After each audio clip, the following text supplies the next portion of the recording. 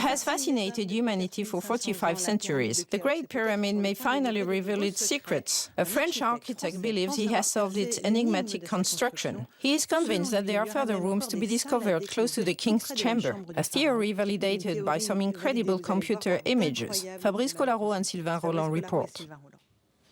After 12 years of research, Jean-Pierre Houdin has not only understood how the Great Pyramid may have been built, but now believes he had discovered 2 new rooms deep inside. The French architect's theory was based on his studies of the design of earlier pyramids, and in particular, that of Khufu's father, Sneferu. Software primarily employed in industry then enabled him to reconstruct the pyramid using CGI and to verify that his theory would work. Using the software, we checked that by cutting and pasting, by superimposing the chambers from Sneferu's pyramid onto Khufu's pyramid, that we could then explain the inner structure of the Great Pyramid as we know it today, and it appears to be coherent. Equipped with 3D glasses, we can now therefore visit the inside of the Great Pyramid and take the same route the pharaoh followed during his funeral 4,500 years ago. Thanks to virtual reality, I'm now in the King's Chamber deep inside the Great Pyramid. According to Jean-Pierre Houdin, the funereal entrance would have been just here, behind this enormous stone, and I would merely have to push it to find myself in an access corridor, where there's a ladder which takes me 7 meters lower down to one of the 2 antechambers. Jean-Pierre believes the funeral procession did not in fact go through the entranceway used by tourists today to reach the King's Chamber, the corridor called the Grand Gallery, seen here in green. For he considers that the steep slope and various clues noted in situ indicate that this gallery was actually used to bring in the huge stones for the pyramid's construction. There would therefore, as in other pyramids, be another much more simple access to the King's Chamber. The priests and the construction workers would have taken this long corridor to reach the 2 funereal antechambers. Here we arrive in the first antechamber we have to discover. We can see that there is funereal furniture here, and then we continue to reach the second antechamber. After laying the pharaoh's mummy to rest, the priests and the workers would not have been walled up inside alive, as has been thought up until now. They would quite simply have left along the same route before closing up the entrance once and for all, so that no one could find it afterwards. To progress from virtual reality theories to a real-life test, Jean-Pierre Houdin would now make a formal proposal to the Egyptian authorities to study the Great Pyramid using an infrared camera. Meanwhile, the public at large can experience the pharaoh's funeral ceremony in 3D, thanks to stunning virtual reality technology.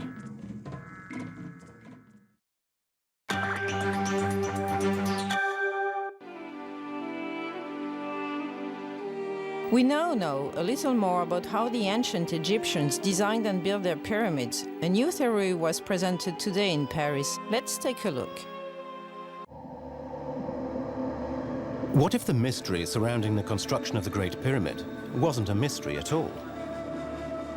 This is what the Giza Plain must have looked like 4,650 years ago.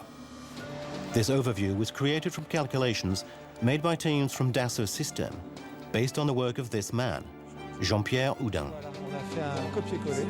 3 years ago, this French architect virtually rebuilt the 146-meter-high pyramid stone by stone in an attempt to understand how the original architect, Hemunu, raised the massive stone blocks to the upper part of the edifice using a spiraling gallery built into the pyramid itself.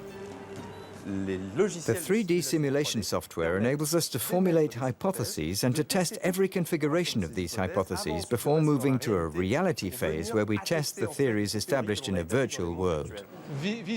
And so today it is now possible to visit not only every known structure inside the pyramid, but also other rooms and corridors whose existence is still only a probability. In green are the rooms that Egyptologists have known about for a long time, but in grey, yellow and red, we have new cavities, based on Jean-Pierre Houdin's theory.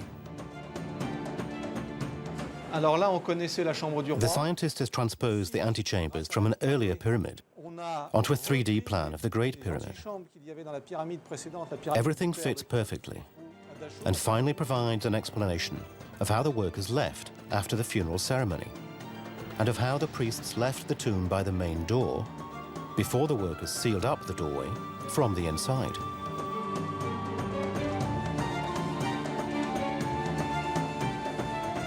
And so, after 12 years of research and 35,000 hours of work on this pyramid and others, I'm convinced that there were these two rooms, these two antechambers inside the Great Pyramid.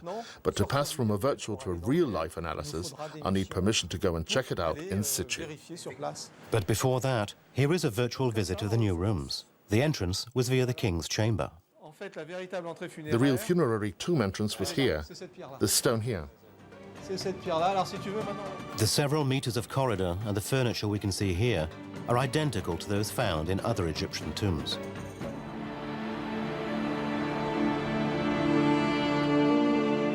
In conclusion, here are the very first images reconstructing the ceremony where the pharaoh Khufu had his mouth closed and was mummified. A scene that took place on the Giza Plain some 46 centuries ago. Presented in a world first in Paris this morning, these images and more will soon be on view at the Géode Cinema, and in 3 months' time, available to all on the internet.